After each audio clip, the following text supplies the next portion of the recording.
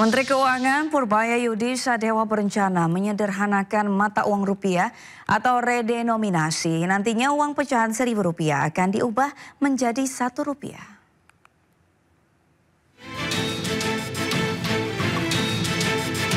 Menteri Keuangan Purbayayudi Sadewa berencana menyederhanakan mata uang rupiah atau yang dikenal dengan kebijakan mengubah Rp1.000 menjadi Rp1.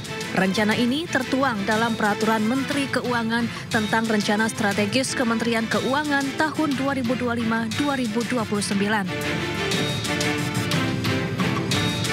Kini pemerintah tengah menyiapkan rancangan undang-undang tentang perubahan harga rupiah atau redenominasi. Aturan itu ditargetkan rampung pada tahun 2027 mendatang.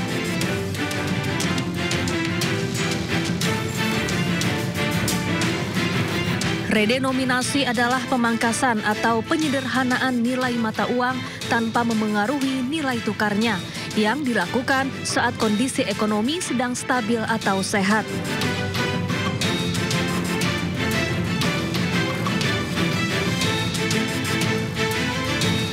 Contohnya, uang pecahan Rp1.000 diubah menjadi Rp1.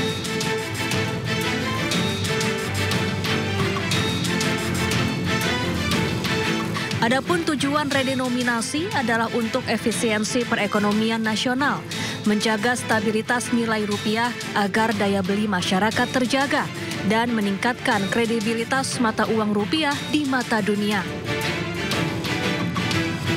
Rencana redenominasi rupiah sebetulnya telah lama bergulir sejak 2013 lalu. Rencananya 3 angka 0 dalam mata uang rupiah akan dihilangkan. Tim Liputan iNews melaporkan. Kementerian Pekerjaan Umum memastikan bakal kembali memberikan diskon tarif tol pada libur momen perayaan Natal dan Tahun Baru. Kementerian PU bahkan sudah membahas terkait besaran potongan tarif tol dengan Badan Usaha Jalan Tol atau BUJT. Menteri Pekerjaan Umum Dodi Hanggodo memastikan pemerintah akan kembali memberikan diskon tarif tol pada masa libur Natal dan Tahun Baru. Terkait besaran diskon tarif tol, pemerintah tengah berkoordinasi dengan Kemenko Bidang Perekonomian. Menurut Dodi, besaran tarif tol juga akan disesuaikan dengan jumlah kendaraan yang melintas serta tidak membebani keuangan Badan Usaha Jalan Tol. Saya pikir saya sudah mulai bicara dengan para pemilik Badan Usaha Jalan Tol dan mulai awal Oktober itu. Karena kan saya sampaikan juga dalam semua kesempatan bahwa kalau minta tarif tol itu yang tergerus adalah profit and loss-nya BUJT gitu loh. Mungkin antara besar kecil itu kan relatif ya. Mungkin ruas-ruas tol yang memang tidak terlalu gemuk maka akan merasa keberatan. Tapi biasanya kita setelah diskusi dan kalau untuk merah putih sih rata-rata mereka mau. Tapi diskusi sudah mulai dari bulan Oktober itu.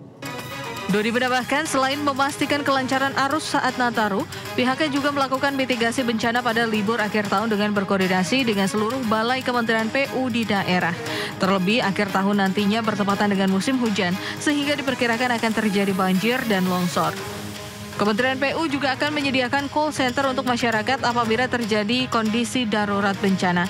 Pihaknya telah menyiapkan 5.755 unit alat berat dan 382.044 unit bahan antisipasi banjir seperti geobag dan bronjong.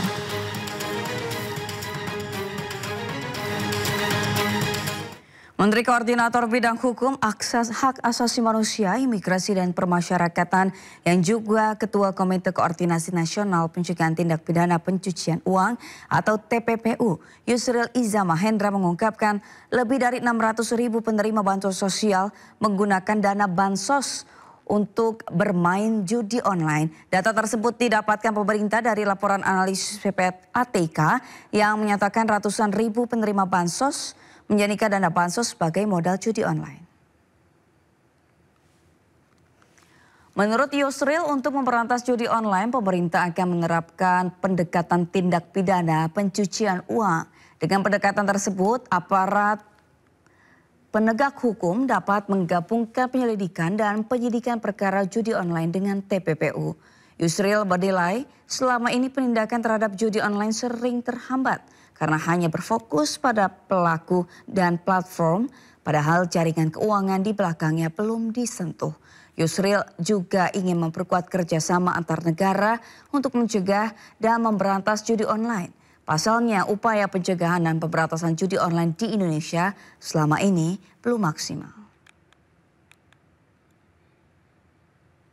Pada hemat saya, pasal-pasal dalam KUHP ini, lama ini, tidak akan efektif memberantas perjudian jika tidak dikaitkan dengan TPPU berdasarkan Undang-Undang Nomor 8 Tahun 2010 tentang Pemberantasan Tindak Pidana Pencucian Uang.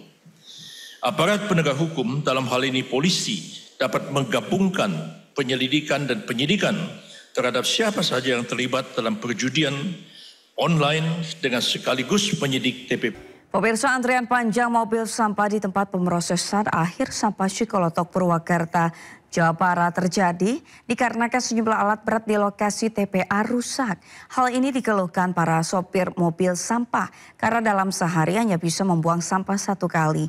Bahkan tidak sedikit mobil berisi sampah harus dibawa pulang untuk menunggu antrian.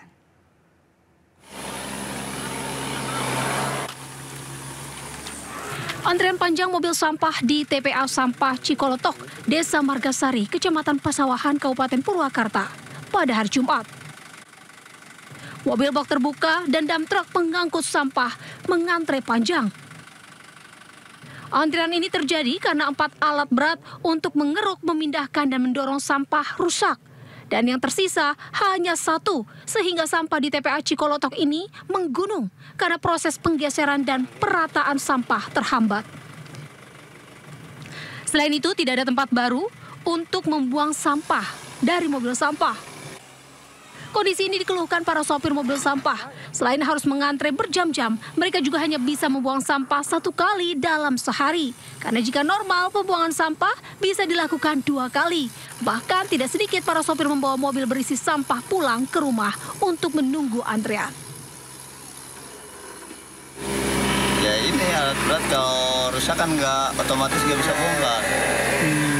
Jadi kalau bongkar kita kan ke jalan semua ketutup. Ya prosesnya juga lama lah, bongkarnya juga. Ini sejak kapan? Udah ada lah seminggu yang lalu kayaknya. Udah normal.